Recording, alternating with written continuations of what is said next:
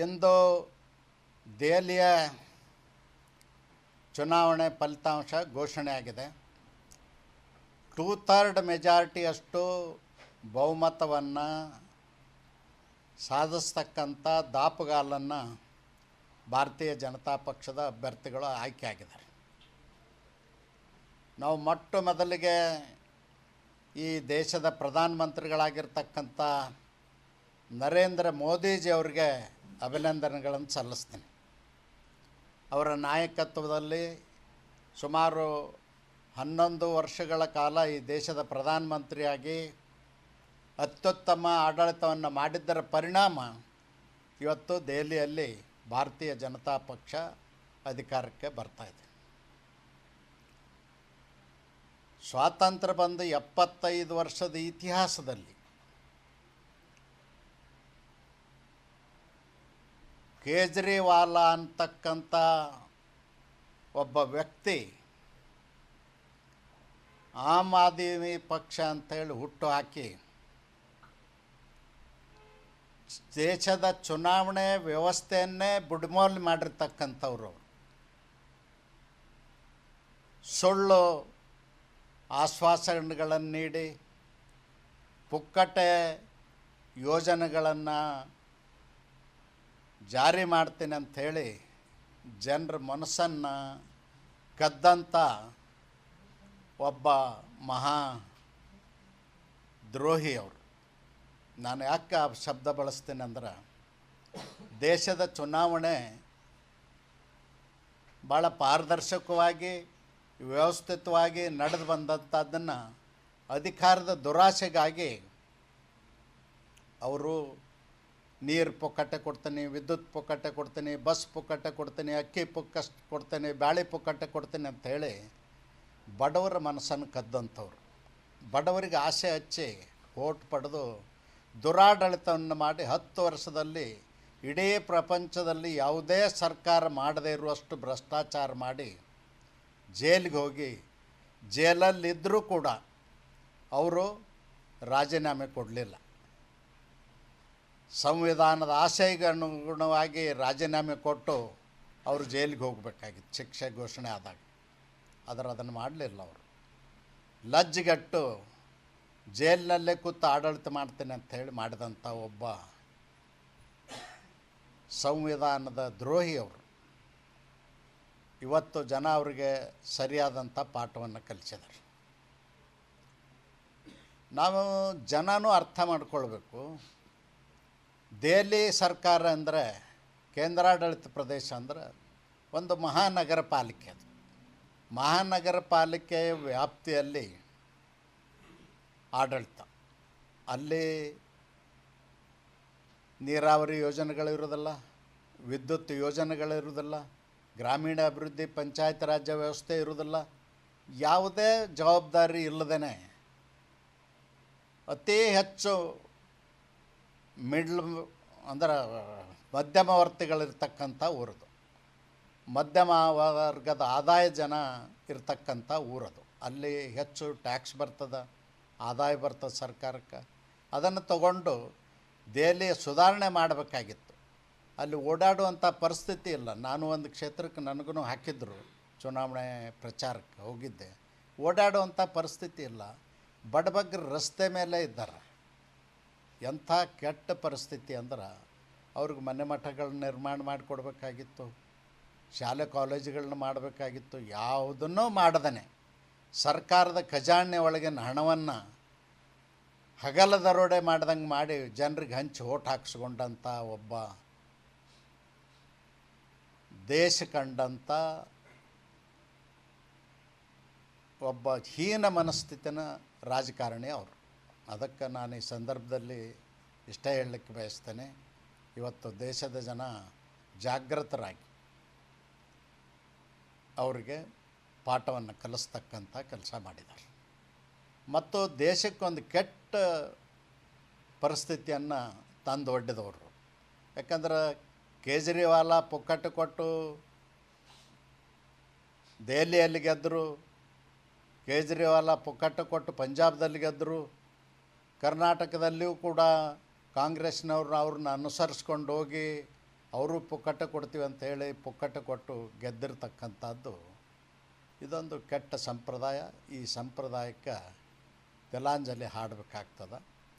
ಹೆಂಗೆ ನಮ್ಮ ಪೂರ್ವಜರು ಪಾರದರ್ಶಕವಾಗಿ 1952ರಿಂದ ಚುನಾವಣೆಗಳನ್ನ ಮಾಡಿದ್ದಾರೆ, ಆ ರೀತಿ ಚುನಾವಣೆಗಳು ನಡಿಬೇಕು ಅನ್ನೋದು ಜನರ ಆಶಯ ಅಂತಕ್ಕಂಥದ್ದು ದೆಹಲಿ ಚುನಾವಣೆ ಮೂಲಕ ಇವತ್ತು ಸಾಬೀತಾಗಿದೆ. ಇಂದು ದೆಹಲಿಯ ಚುನಾವಣೆ ಫಲಿತಾಂಶ ಘೋಷಣೆ ಆಗಿದೆ. 2/3 ಮೆಜಾರಿಟಿಯಷ್ಟು ಬಹುಮತವನ್ನು ಸಾಧಿಸ್ತಕ್ಕಂಥ ದಾಪುಗಾಲನ್ನು ಭಾರತೀಯ ಜನತಾ ಪಕ್ಷದ ಅಭ್ಯರ್ಥಿಗಳು ಆಯ್ಕೆಯಾಗಿದ್ದಾರೆ. ನಾವು ಮೊಟ್ಟ ಮೊದಲಿಗೆ ಈ ದೇಶದ ಪ್ರಧಾನಮಂತ್ರಿಗಳಾಗಿರ್ತಕ್ಕಂಥ ನರೇಂದ್ರ ಮೋದಿಜಿಯವರಿಗೆ ಅಭಿನಂದನೆಗಳನ್ನು ಸಲ್ಲಿಸ್ತೀನಿ.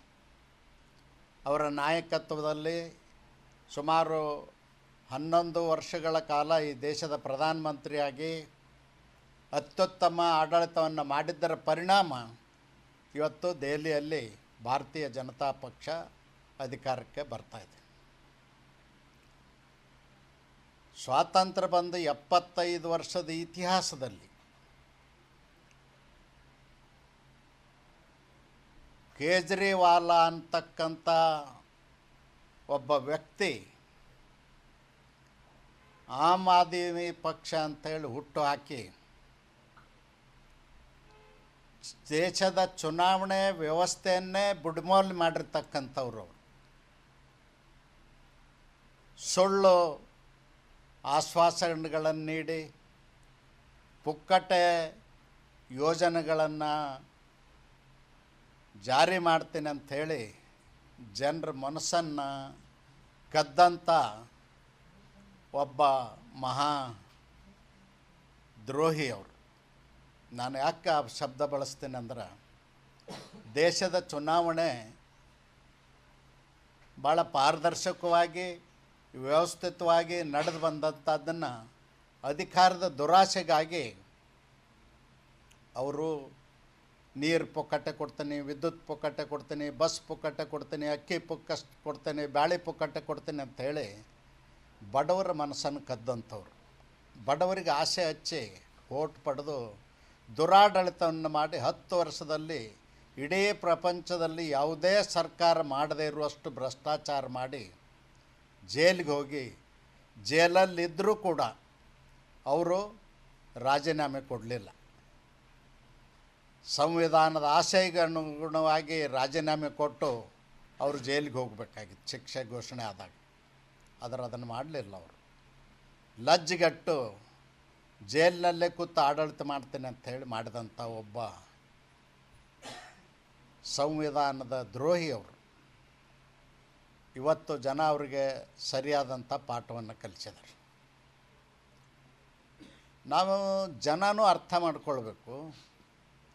ದೆಹಲಿ ಸರ್ಕಾರ ಅಂದರೆ, ಕೇಂದ್ರಾಡಳಿತ ಪ್ರದೇಶ ಅಂದರೆ ಒಂದು ಮಹಾನಗರ ಪಾಲಿಕೆ. ಅದು ಮಹಾನಗರ ಪಾಲಿಕೆ ವ್ಯಾಪ್ತಿಯಲ್ಲಿ ಆಡಳಿತ. ಅಲ್ಲಿ ನೀರಾವರಿ ಯೋಜನೆಗಳಿರೋದಿಲ್ಲ, ವಿದ್ಯುತ್ ಯೋಜನೆಗಳಿರೋದಿಲ್ಲ, ಗ್ರಾಮೀಣ ಅಭಿವೃದ್ಧಿ ಪಂಚಾಯತ್ ರಾಜ್ಯ ವ್ಯವಸ್ಥೆ ಇರೋದಿಲ್ಲ. ಯಾವುದೇ ಜವಾಬ್ದಾರಿ ಇಲ್ಲದೇ ಅತಿ ಹೆಚ್ಚು ಅಂದ್ರೆ ಮಧ್ಯಮವರ್ತಿಗಳಿರ್ತಕ್ಕಂಥ ಊರದು, ಮಧ್ಯಮ ವರ್ಗದ ಆದಾಯ ಜನ ಇರ್ತಕ್ಕಂಥ ಊರದು. ಅಲ್ಲಿ ಹೆಚ್ಚು ಟ್ಯಾಕ್ಸ್ ಬರ್ತದೆ, ಆದಾಯ ಬರ್ತದೆ ಸರ್ಕಾರಕ್ಕೆ. ಅದನ್ನು ತಗೊಂಡು ದೆಹಲಿ ಸುಧಾರಣೆ ಮಾಡಬೇಕಾಗಿತ್ತು.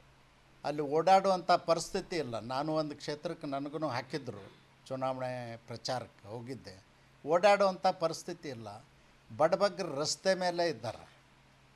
ಎಂಥ ಕೆಟ್ಟ ಪರಿಸ್ಥಿತಿ ಅಂದ್ರೆ, ಅವ್ರಿಗೆ ಮನೆ ಮಠಗಳನ್ನ ನಿರ್ಮಾಣ ಮಾಡಿಕೊಡ್ಬೇಕಾಗಿತ್ತು, ಶಾಲೆ ಕಾಲೇಜುಗಳನ್ನ ಮಾಡಬೇಕಾಗಿತ್ತು. ಯಾವುದನ್ನೂ ಮಾಡದೇ ಸರ್ಕಾರದ ಖಜಾನೆ ಒಳಗಿನ ಹಣವನ್ನು ಹಗಲ ದರೋಡೆ ಮಾಡ್ದಂಗೆ ಮಾಡಿ ಜನರಿಗೆ ಹಂಚಿ ಓಟ್ ಹಾಕ್ಸ್ಕೊಂಡಂಥ ಒಬ್ಬ ದೇಶ ಕಂಡಂಥ ಒಬ್ಬ ಹೀನ ಮನಸ್ಥಿತಿನ ರಾಜಕಾರಣಿ ಅವರು. ಅದಕ್ಕೆ ನಾನು ಈ ಸಂದರ್ಭದಲ್ಲಿ ಇಷ್ಟೇ ಹೇಳಲಿಕ್ಕೆ ಬಯಸ್ತೇನೆ, ಇವತ್ತು ದೇಶದ ಜನ ಜಾಗೃತರಾಗಿ ಅವರಿಗೆ ಪಾಠವನ್ನು ಕಲಿಸ್ತಕ್ಕಂಥ ಕೆಲಸ ಮಾಡಿದ್ದಾರೆ. ಮತ್ತು ದೇಶಕ್ಕೊಂದು ಕೆಟ್ಟ ಪರಿಸ್ಥಿತಿಯನ್ನು ತಂದು ಒಡ್ಡಿದವರು. ಯಾಕಂದ್ರೆ ಕೇಜ್ರಿವಾಲ ಪುಕ್ಕಟ್ಟು ಕೊಟ್ಟು ದೆಹಲಿಯಲ್ಲಿ ಗೆದ್ದರು, ಕೇಜ್ರಿವಾಲ ಪುಕ್ಕಟ್ಟು ಕೊಟ್ಟು ಪಂಜಾಬ್ದಲ್ಲಿ ಗೆದ್ದರು, ಕರ್ನಾಟಕದಲ್ಲಿಯೂ ಕೂಡ ಅವ್ರನ್ನ ಅನುಸರಿಸ್ಕೊಂಡು ಹೋಗಿ ಅವರು ಪುಕ್ಕಟ್ಟು ಕೊಡ್ತೀವಿ ಅಂಥೇಳಿ ಪುಕ್ಕಟ್ಟು ಕೊಟ್ಟು ಗೆದ್ದಿರ್ತಕ್ಕಂಥದ್ದು ಇದೊಂದು ಕೆಟ್ಟ ಸಂಪ್ರದಾಯ. ಈ ಸಂಪ್ರದಾಯಕ್ಕೆ ತಿಲಾಂಜಲಿ ಹಾಡಬೇಕಾಗ್ತದೆ. ಹೆಂಗೆ ನಮ್ಮ ಪೂರ್ವಜರು ಪಾರದರ್ಶಕವಾಗಿ 1952ರಿಂದ ಚುನಾವಣೆಗಳನ್ನ ಮಾಡಿದ್ದಾರೆ, ಆ ರೀತಿ ಚುನಾವಣೆಗಳು ನಡಿಬೇಕು ಅನ್ನೋದು ಜನರ ಆಶಯ ಅಂತಕ್ಕಂಥದ್ದು ದೆಹಲಿ ಚುನಾವಣೆ ಮೂಲಕ ಇವತ್ತು ಸಾಬೀತಾಗಿದೆ.